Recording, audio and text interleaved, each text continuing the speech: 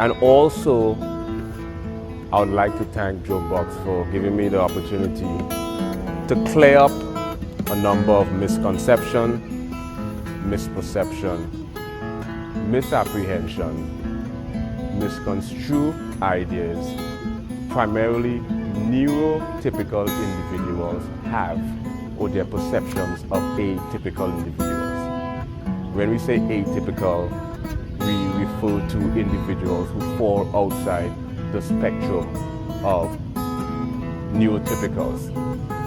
That include mental disorder, spectrum disorders, chronic disorders.